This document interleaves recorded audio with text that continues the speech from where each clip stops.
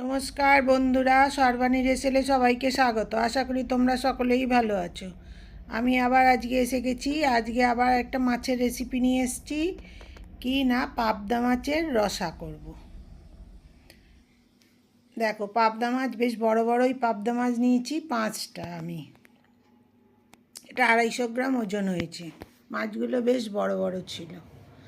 আমি ওটাকে ভালো করে ধুয়ে নিয়েছি। ধুয়ে লবণ, হলুদ আর অল্প সর্ষের তেল মাখিয়ে রেখেছি মাছগুলোকে। এবার কড়াইয়ে বেশ খানিকটা তেল দিয়ে দিলাম। দিয়ে আমি মাছগুলো ভেজে নিচ্ছি। বেশ একটু লাল করে মাছগুলো ভাজতে হবে।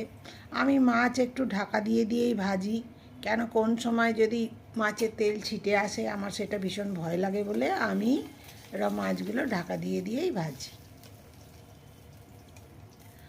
দেখো, মাছগুলো বেশ লাল লাল করে ভেজে নিলাম। নিয়ে এবার ওই তেলের মধ্যেই 1/2 চামচ কালো জিরে দিয়ে দিলাম। 1/2 চামচ কালো জিরেটা এবার একটু ভাজা ভাজা হয়ে গেলেই একটা পেঁয়াজ একদম পাতলা পাতলা করে কেটে দিয়েছি, স্লাইস করে। দিয়ে এবার পেঁয়াজটা ভালো করে ভাজবো।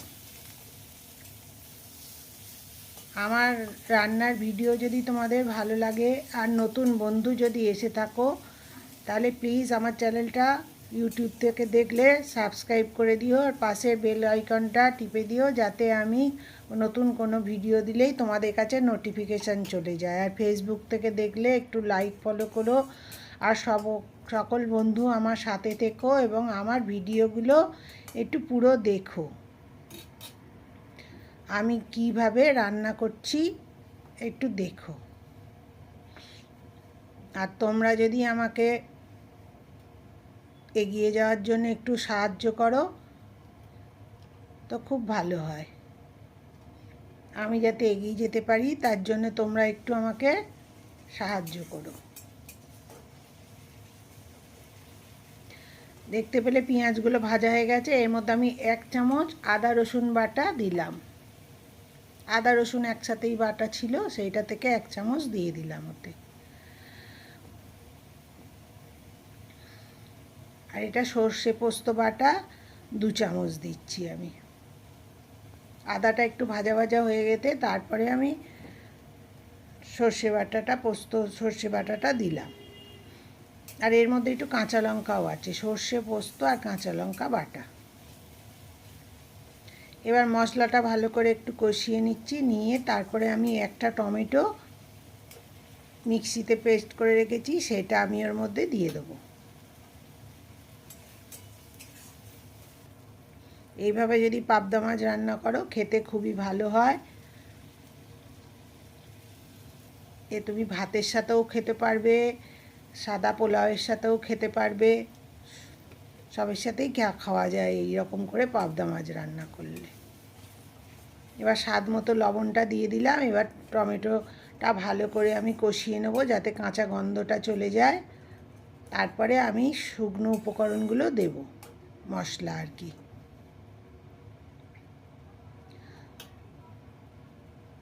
আমার রান্না ভালো লাগলে একটু লাইক, শেয়ার, কমেন্ট করো। দেখো, 1/2 চামচ হলুদ দিলাম।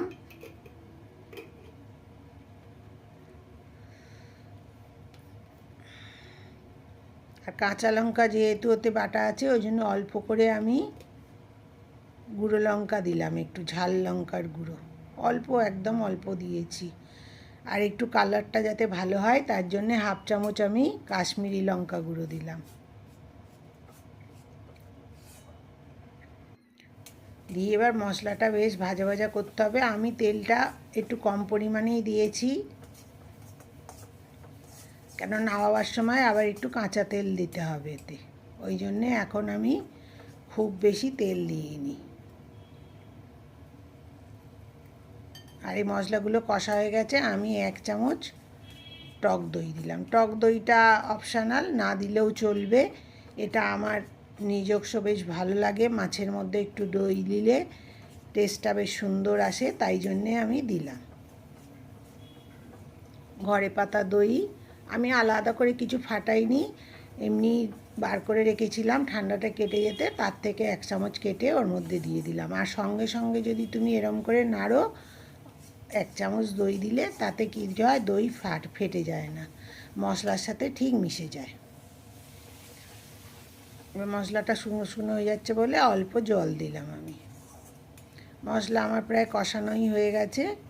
এবার যতটা পরিমাণ জলের দরকার হবে ততটা জল ওর মধ্যে আমি দিয়ে দেবো।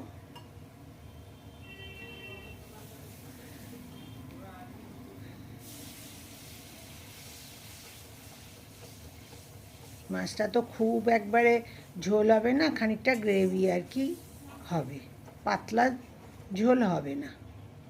দেখতে পাচ্ছ কত সুন্দর এটা তৈরি হয়েছে গ্রেভিটা।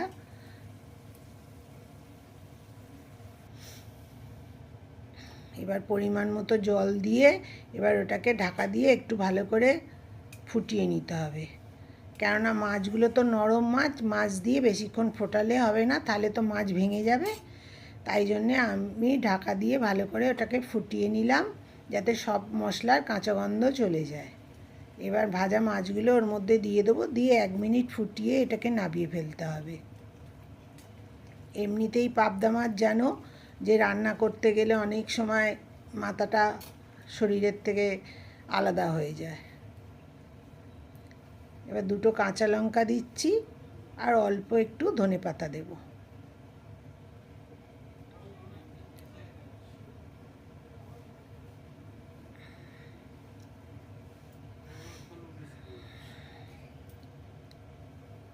আর এই নামাবার আগে একদম অল্প 1 চামচের মতো সর্ষের তেল দিয়ে দিলাম ওতে।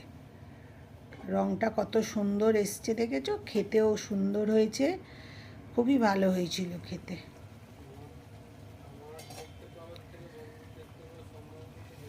বেশ গড়গড় করে ফুটে গেছে। এবার আমি মাছটা নামিয়ে দেবো।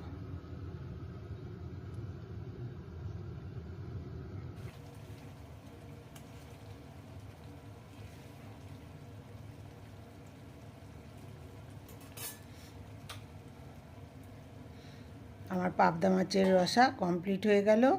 2 মিনিটের মতো ঢাকা দিয়ে রেখে দিয়েছিলাম। এবার আমি এটাকে সার্ভ করছি। দেখো কত সুন্দর হয়েছে এবং মাছগুলো পর্যন্ত গোটা গোটা আছে। পাবদা মাছ রান্না করতে গেলে এরকম না, মশলাটা ভালো করে নিয়ে তারপরে শেষের দিকে যদি দাও তাহলে মাছ কোনো সময়ই ভাঙে না, একদম গোটা গোটাই থাকে।